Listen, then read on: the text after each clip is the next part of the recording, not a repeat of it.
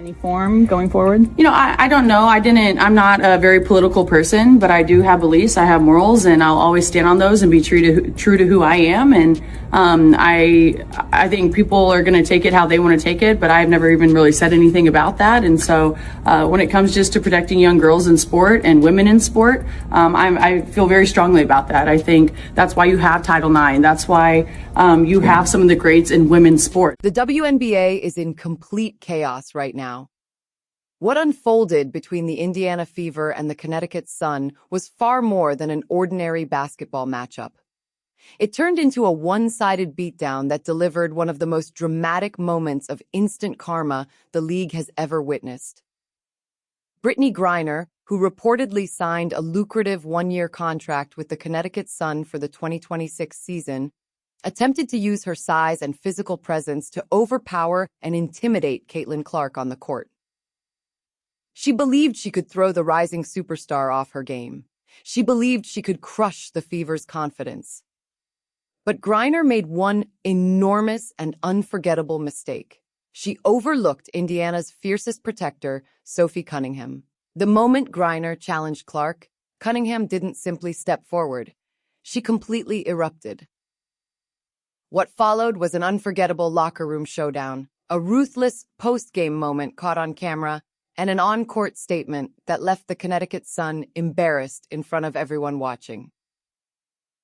If you thought WNBA rivalries had already reached their peak, today's events took the intensity to an entirely different level. Get comfortable, because the established stars were put on full display, and Sophie Cunningham sent a loud message that nobody gets away with taking shots at Caitlin Clark. From anybody with half a brain cell today. No doubt about it. Now, right here, double technicals for Sanaya Rivers and Caitlin Clark, who exchanged words after a Connecticut foul. That's 7 technicals for Caitlin Clark. One more, and she will be suspended. I hope they rescind this one because I thought it was complete bullshit. You see that score, 123-88. The Indiana Fever set a record for points in the first half of a game with 70 tonight. Wow. Yeah, and Caitlin Clark started this game fast. To truly understand how massive this meltdown became, you have to start with the heated atmosphere on the court. The Indiana Fever were locked in a fierce showdown against the Connecticut Sun. Caitlin Clark was putting on another spectacular performance, controlling the game, knocking down deep three-pointers, and keeping the Fever in command. As the pressure mounted, the Sun began losing their composure. Near the end of the third quarter, Brittney Griner, wearing her new Connecticut Sun jersey, committed a hard and obvious offensive foul against Clark.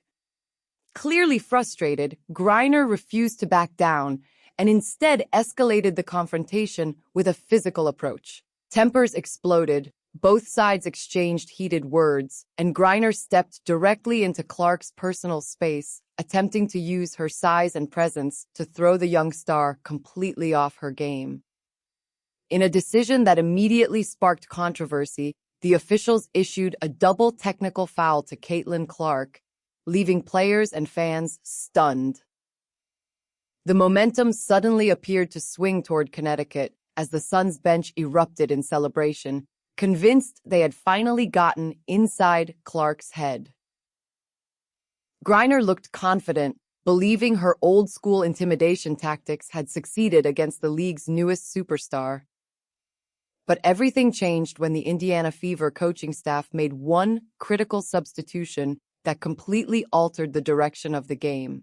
Sophie Cunningham, who joined Indiana through a trade before the 2025 season and later earned a new contract for the 2026 campaign, confidently rose from the bench and stepped onto the court. His son, 27 points, 11 assists in just 27 minutes. Indiana Fever beat the absolute dog crap, beat the brakes off the Connecticut Sun, 123-88. 70 points in the first half. This is what the Indiana Fever offense looks like when Stephanie White gets the hell out of Caitlin Clark's way. We got to get into it and break this game down. Caitlin Clark breaking records. As always, only the GOAT can do this.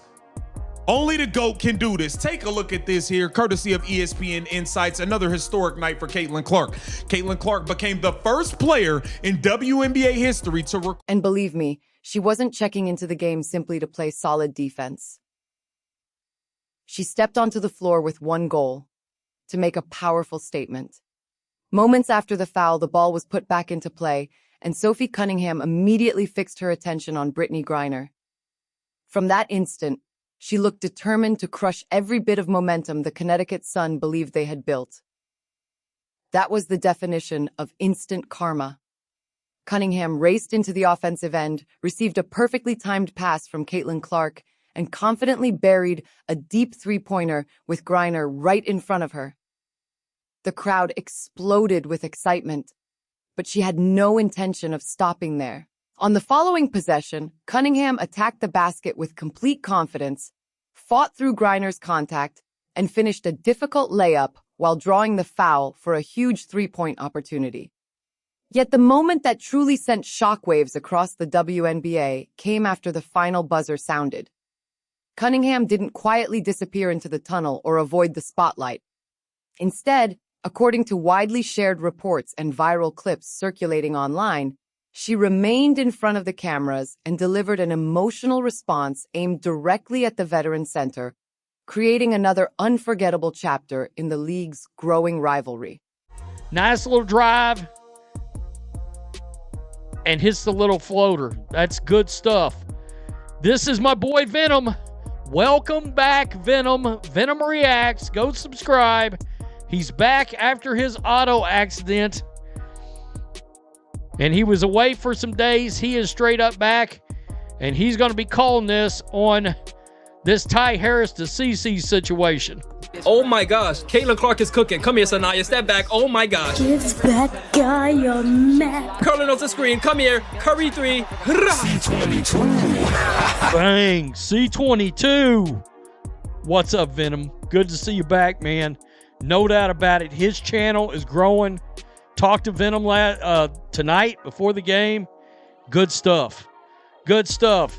Caitlin again. Way out. Bam. Knocks it down from way outside. Good stuff. Absolutely good stuff. Caitlin Clark, let's see it. This is going to be an and one. She going to drive. Pull up another little floater.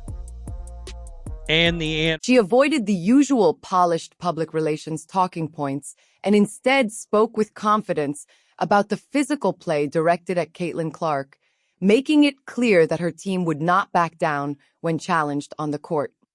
Her message strongly suggested that anyone who attempted to intimidate Indiana's star point guard should expect the Fever to respond with toughness and determination. Fans immediately flooded social media with reactions, praising the team's unity and the willingness of Clark's teammates to stand up for one another. Many supporters believe the Fever have developed an identity built on resilience, while veteran opponents who once depended on intimidation are discovering that those tactics are becoming far less effective against this new generation of talent. Connecticut attempted to play an aggressive brand of basketball, but Indiana answered with composure and big plays when they mattered most. Brittney Griner's challenge only added fuel to the Fever's competitive fire, and Sophie Cunningham has quickly earned a reputation among fans as one of the team's fiercest competitors. Her actions sparked widespread discussion, with some observers calling them controversial, while others viewed them as nothing more than a passionate teammate defending Caitlin Clark. Cunningham, a member of the Indiana Fever, had already drawn attention weeks earlier after a heated exchange with an opposing player in which she repeatedly pointed in that player's direction during an emotional moment on the court. Important to protect. Do you think, I guess along the line like that, it goes against perhaps, some people might say, hey, for the trans community, this could be something that could come back on us or be targeted against us. Like, how do you, I guess, view that sort of critique? Like I said, I extend love, and I don't dislike anyone. Like, I think there is room for absolutely everyone here, and I think there's room to love everyone. And I truly think when you get people in the same room and you have conversations, you actually have a lot in common with a lot of people. And so I'm there to love, but I'm also there to love biological women, and I think that there are rights that need to be protected. And like I said, I'm going to stand true to that. I'll never falter in my beliefs in that, but I have never once said I hated the trans community. Like I said, I think there's space for everyone. Sophie, what about Connecticut today? Tell us a little bit about the game. What are you thinking about Keys or guarding Brittney? You know her so well. Yeah, I think it has been so fun. I played with BG for 6 years, and so I know her like the back of my hand. And as of late, she's been playing really good. She's been playing like OG Brittney, and so we have our hands full down in the paint. I really think actually Connecticut is playing really good as a whole. I think everyone's playing their role really well from top to bottom. They don't go out there and do anything outside of what they do, and that makes it difficult. And so, yeah, you could look at standings and where they're at in the league, but when you do that in this league, you're going to get beat by 50. And so we have one more game before break, and we cannot take this game lightly at all. And so we have to come out with following our scout. That's Sophie Cunningham. Recently, she found herself at the center of a major discussion after making comments that many people considered controversial. However, Cunningham made it clear that she was not taking back what she said and insisted that she did not believe her views were controversial. During an interview with ESPN, she shared her perspective on the highly debated issue of transgender athletes competing in women's sports. Cunningham explained that she felt a responsibility to speak up about protecting opportunities and spaces for young female athletes, especially in situations where she believes fairness could be affected. When reporters asked her to explain her comments further during a media appearance on Wednesday, she stood firmly behind her position and responded with a simple message: "I said what I said." Instead of only discussing her words, let's hear directly from Sophie Cunningham and what she had to say about the situation. Many supporters have expressed their agreement with Cunningham and other athletes who have shared similar views, saying they believe the conversation around women's sports deserves attention and open discussion. That some would deem controversial. She's a teammate of Caitlin Clark. She plays on the Indiana Fever. And she was the one that got into it with a player a few weeks ago where she just pointed in her direction and kept pointing in her direction. That's Sophie Cunningham. Well, anyway, she made some comments that were deemed relatively controversial about a week or so ago. I don't know when it was. And she said she wasn't backing down from her comments. And it was regarding trans athletes in women's sports. Matter of fact, she went so far as to say she doesn't think her comments were controversial at all. She shared her opinion on a polarizing topic in an interview with ESPN this week, where she claimed she felt a duty to, quote, protect young girls in a locker room, or young girls in sport who shouldn't have to go against biological men. That's what she talked about. She was asked to expand on the quote when meeting with the media on Wednesday, and she made it clear that's how she feels. Quote, "I said what I said," Cunningham told reporters. But rather than me just saying that, let's hear from Sophie Cunningham herself. Listen to what she had to say. Talked about wanting to protect young girls who shouldn't have to go against biological men. Just can you expand your viewpoint on that? I mean, I think I said what I said. I think it's kind of common sense. And I think I'll always believe in that. I think it's really important to protect children. And that's little girls who are also involved in that category. And so I stand on what I said, and I always believe that. I stand with Sophie Cunningham. I stand with Riley Gaines. I stand with them both. I have 2 daughters. They don't participate in sports, but if they did, that would be my position. And I think it's important to emphasize what Sophie Cunningham said a bit further. She said, I think I'll always believe that. I think it's really important to protect children and that little girls who are also involved in that category. So I stand on what I said, and I will always believe that. She claims she's not a political person, but she does have morals and beliefs, and she will always stay true to them. When asked if her stance could negatively impact the trans community, Cunningham said she's not speaking out of hate. She doesn't dislike anyone. She says, quote, I think there is room for absolutely everyone here, and I think there's room to love everyone. I truly think when you get people in the same room and you have conversations, you actually have a lot in common with a lot of people. I'm there to love, but I'm also there to love biological women, and I think that there are rights that need to be protected. And like I said, I'm going to stand true to that. I'll never falter in my beliefs in that, but I have never once said I hated the trans community. Like I said, I think there's space for everyone. I can't applaud her enough. This notion that you're hating on the trans community because you are not a proponent of them participating in female sports is utterly ridiculous. Sophie Cunningham said every word right on the money. There's no hate involved. There's only love we're talking about. But what happened to loving girls who are born biologically as girls? What about their rights? What about fairness associated? They are not currently participating in sports, but if that situation ever happened, Cunningham explained that this would remain her personal viewpoint. She continued to expand on her position, saying that she believes protecting children and ensuring fairness for young female athletes is extremely important. Cunningham made it clear that she stands by her previous statements and that her beliefs have not changed. Although she said she does not consider herself a political person, she explained that she does have personal values and principles that she intends to remain loyal to.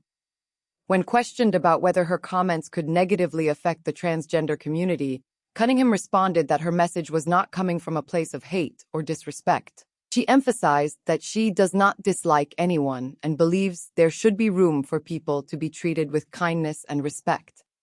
Cunningham explained that meaningful conversations often reveal that people have more similarities than differences, and she said her goal is to support everyone while also expressing her belief that the concerns of biological women in sports should also be considered.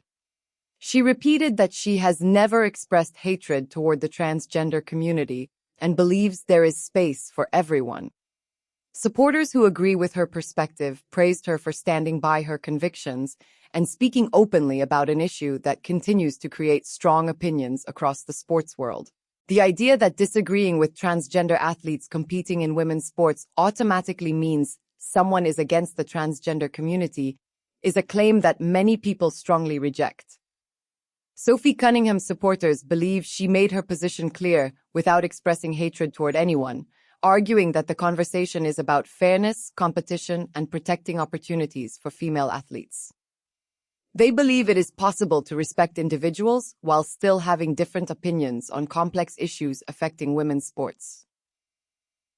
The debate has created intense reactions from fans across the sports world, with many continuing to discuss where the balance should be between inclusion, fairness, and the future of women's athletics. Now, I want to hear from you. What is your opinion on this heated situation? Did Sophie Cunningham make a powerful statement that will impact the WNBA conversation, or has this controversy taken things too far? Share your honest thoughts in the comments below. Don't forget to like the video, subscribe to the channel, and turn on notifications so you never miss another major WNBA breakdown. This story is far from over, and the next chapter could bring even more reactions from around the league.